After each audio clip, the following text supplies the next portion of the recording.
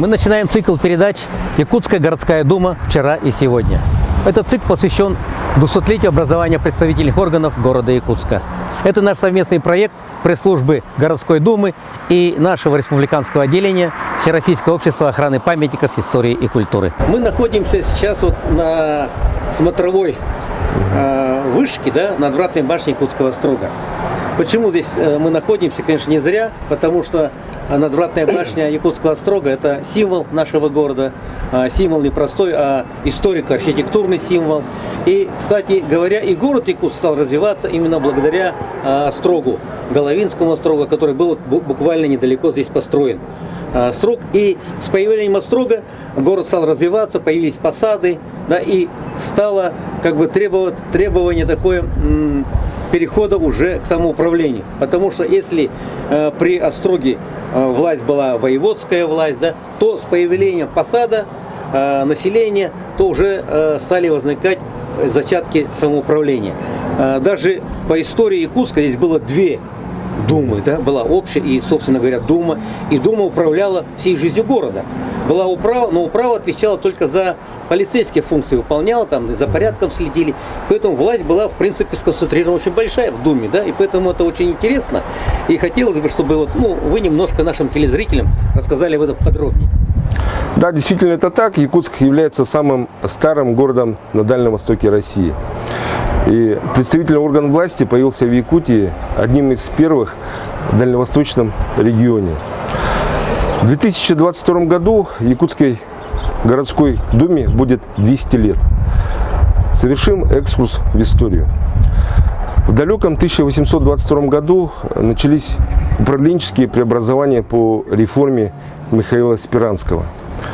Для Якутска знаменательным событием стало появление первой городской общей и шестигласной думы, состоящей из гласных 6 сословий.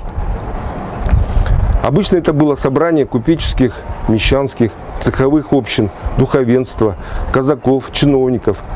Дворяне избирали своих представителей, гласных, по сути, предшественников современных городских депутатов. Интересный момент. В 1827 году купеческое и мещанские общества решили построить главный корпус Малого базара. Это нынешнее Кружало. Базар строился 3 года. Средства на эти цели выделила ратуша, а также крупные пожертвования сделали купцы. Таким образом, торговые ряды Кружала являются первым общим делом первой городской думы. В июне 1870 года императором Александром II было утверждено новое городовое положение, которое расширяло участие городского населения в управлении хозяйством. На выборах в Якутскую городскую думу, проведенных 14 декабря 1873 года, были избраны 30 человек, 8 чиновников, казачий сотник, 4 священника, 11 купцов и 6 состоятельных мещан. Ярким представителем своей эпохи был Павел Юшманов, купец второй гильдии. Он избирался с 1905 по 1917 годы городским головой и одновременно председателем Якутской городской думы. При нем деятельность думы была наиболее активной.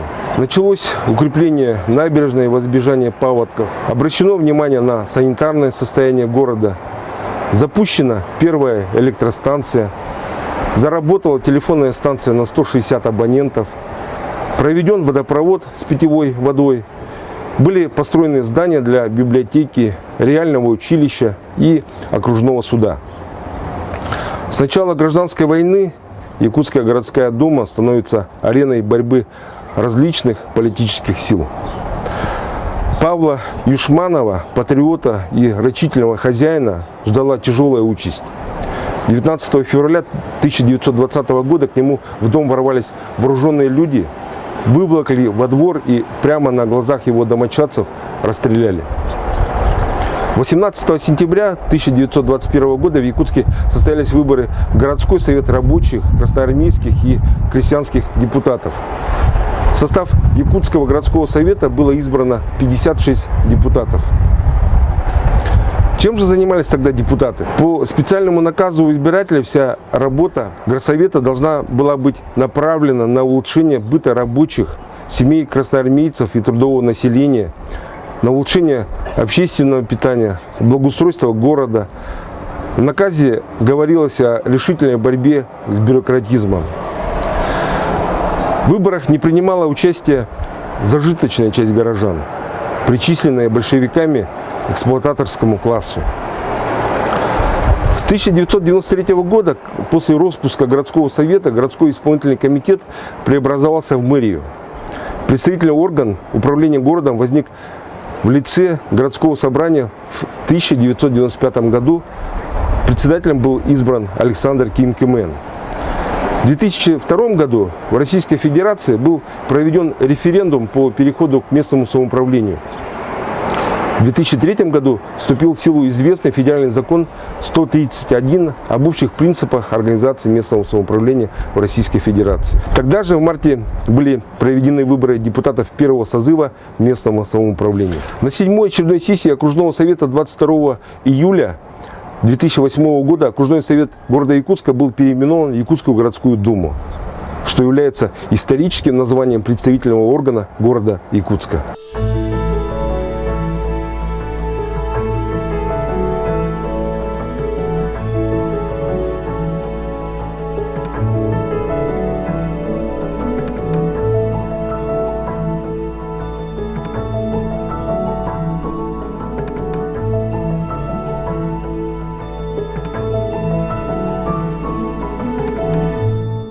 «100 180 лет назад в Якутске штат Якутской ратуши состоял из бургомистра, 2 заместителей и секретаря. Ратуша имела канцелярию из 3 столоначальников и 10 писцов. Ратуша располагалась в здании гостиного двора. Территория нынешней площади Ленина в прошлом была полностью занята большим кирпичным зданием гостиного двора, построенного в 1836 году. Своим видом и размером гостиный двор производил на жителей и приезжих большое впечатление и считался одним из лучших и красивых зданий Старого Якутска. Среди населения города и улусов называлось оно Большим базаром – Улахан-Багар. В помещениях стороны, выходящей на Большую улицу, размещались городская телефонная станция, городская управа, городская дума, музей, городская публичная библиотека, в 1911 году перенесенные в новое здание. В помещении северо-восточного угла размещалась частная фотография Семеновой. В 12 помещениях юго-восточной стороны, отделенных друг от друга капитальной стеной, находились склады. В 12 помещениях юго-западной стороны, выходящей на Полицейскую улицу, также изолированные друг от друга, размещались лавки частных торговцев и церковная свечная лавка собора. В помещениях северо-западной стороны были склады товаров, принадлежавших арендаторам-торговцам. Некоторые из упомянутых учреждений были связаны с историей революционного движения. Так, в 1905 году группа передовых рабочих, солдат и учащихся под руководством ссыльных с пением революционных песен вторглись в городскую думу и требовали у гласных думы сложения полномочий. Это отражено в очерке поэта Петра Якутского «Вторжение в городскую думу». В период февральской революции в марте 1917 года городская дума сложила свои полномочия перед революционной властью. После установления советской власти и объявления автономии ЯССР все вышеупомянутые помещения были отведены разным советским учреждениям. В помещениях ликвидированных городской думы и городской управы был размещен исполком Якутского горсовета с 1922 по 1930 годы. В помещении бывшей типографии помещался распредмагазин Якутторга. Часть юго-восточной четверти здания занимал Торгсин. В угловом ее помещении был старый магазин с отпуском товаров на золото в россыпи и в слитках, или же на золотые вещи. В 1957 году пришедшее в упадок здание было снесено, а на его месте сегодня расположена центральная площадь города Якутска – площадь Ленина. Как мы все знаем, до революции город Якутск, или вернее территория городского округа города Якутска, она была несколько другой. Например, Павловск, который находится на той стороне реки Лены, он входил в территорию города Якутска, а, скажем, Тулагино-Кельдямский наслег, он не был в составе в то время городского округа, а он принадлежал Мегино-Кангаласскому улусу. И вот, работая над сегодняшней передачей, мы покопались в архивах и нашли вот такие интересные сведения. 90 лет назад в Якутске в 1930 году начался очередной этап формирования Якутского района ЯССР. В феврале 1930 года село Павловское вошло в состав вновь организованного Мегино-Кангаласского района. Во вновь формируемый Якутский район из Мегино-Кангаласского улуса был передан Тулагинский наслег. В этот район из состава Западно-Кангаласского улуса также были переданы наслеги Маганский, Табагинский, Кильдемский, Адунинский. Центр вновь сформированного Якутского района располагался в Хатануряской деревне.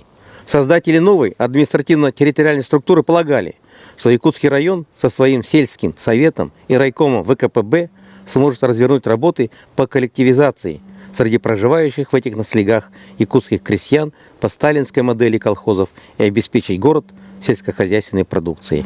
Ну, мы сейчас с вами располагаемся как раз вот на той территории, о том, что я сказал.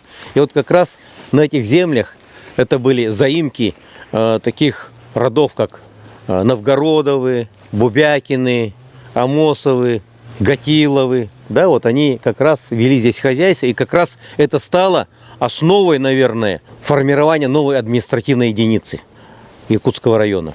Ну, о том, что на этой территории, Хатануряской территории, шла активная такая жизнь, и было много людей, проживало на этой территории, вот говорят эти захоронения. Здесь хоронили, начиная с дореволюционных времен и до, наверное, середины 60-х годов.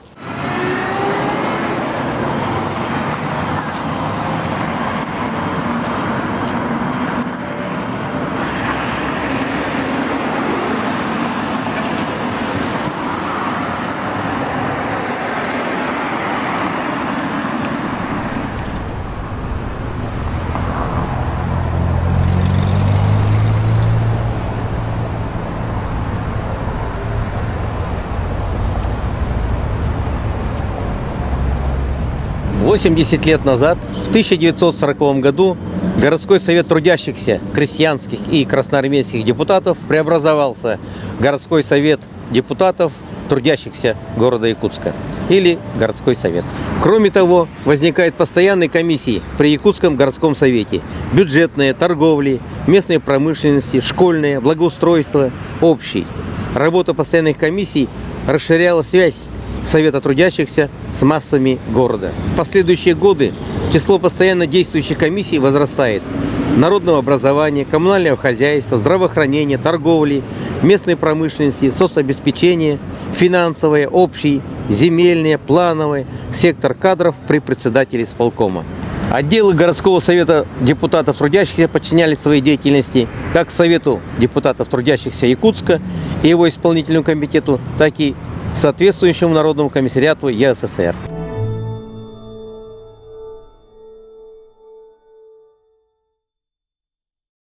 Я, как горожанин города Якутска, ну и не только я, а многие горожане, находясь в центре, мы не обращаем внимания даже, что недалеко от мэрии располагается очень интересный, я бы сказал, наверное, информационная такая доска, где обозначены почетные граждане города Якутска.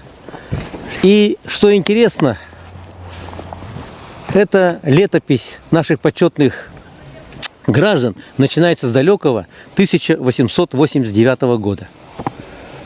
Хотелось бы немножко остановиться и вспомнить наших почетных горожан, которые внесли значимую лепту в развитие нашего города Якутска и всей республики в целом. Звание «Почетный гражданин города Якутска» является высшим почетным званием города, учреждается в целях признания выдающихся заслуг граждан и поощрения личной деятельности, направленной на пользу города, обеспечение его благополучия и процветания.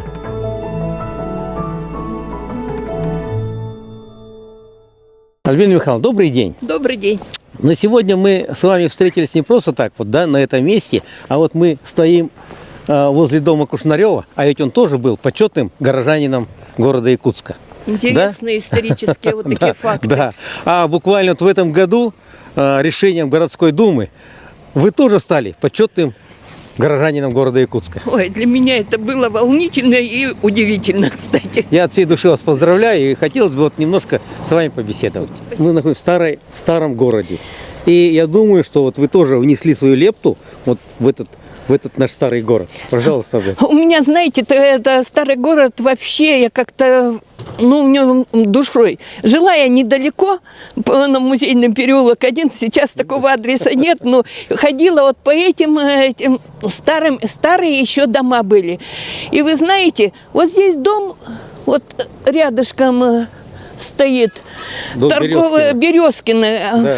Да. Я его помню еще старым домом. Почему? Потому что в этом доме мы к 370-летию хотели тоже сделать что-то особенное. И хотели музей для города Якутска, городской музей.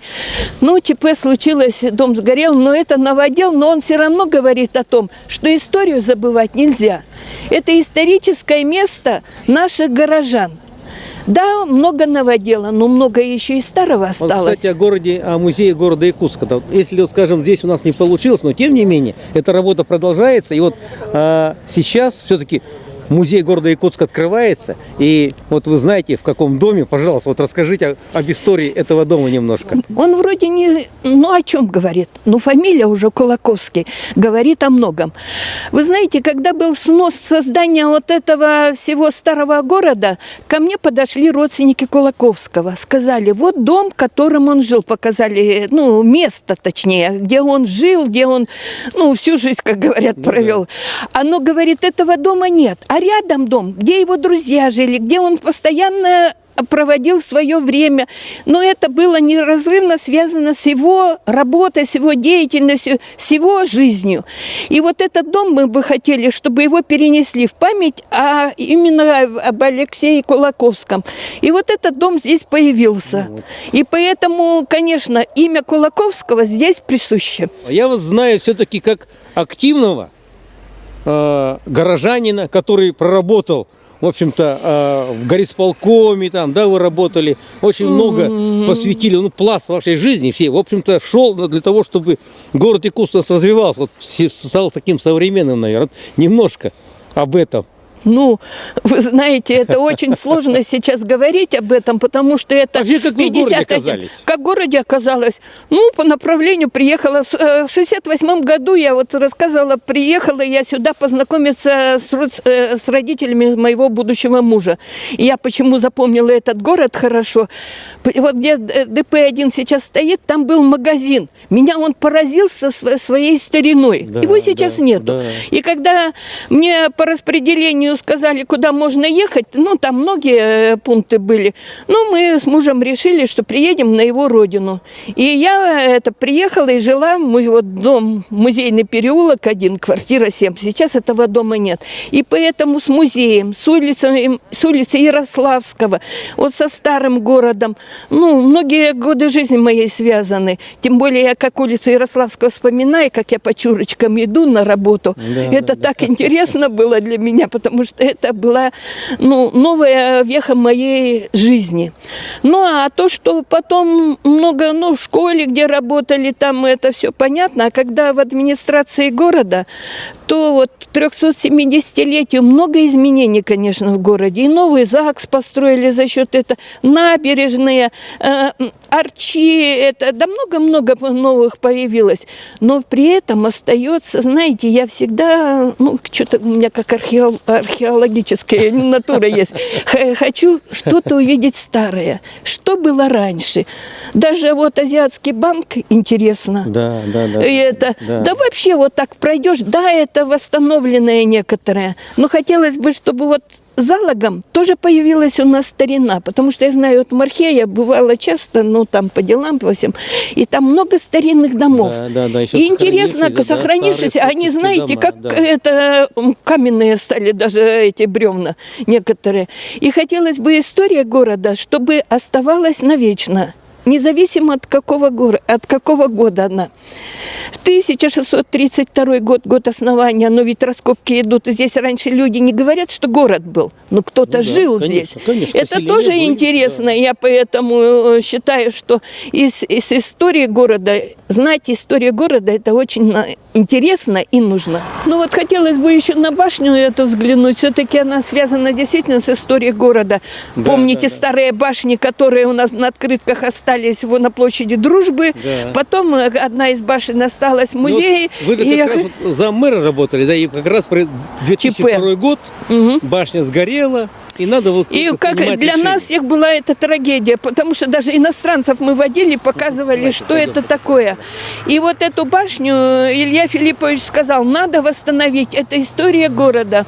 И собрали специалистов, там архитекторы, все. И по чертежам старой башни эту башню Ну да. восстановили и поставили вот как раз, чтобы Как раз были связано со старым... обмерные чертежи Аполлоника, Обмерные, академика, да. да, сохранились. Да, и вот это, и благодаря людям, которые вложили душу, ее построили, мне кажется, две недели. Две недели. И хотелось бы, знаете, на что обратить внимание? Приходят другие люди, меняется. Но чтобы сохраняли то, что предыдущие сделали.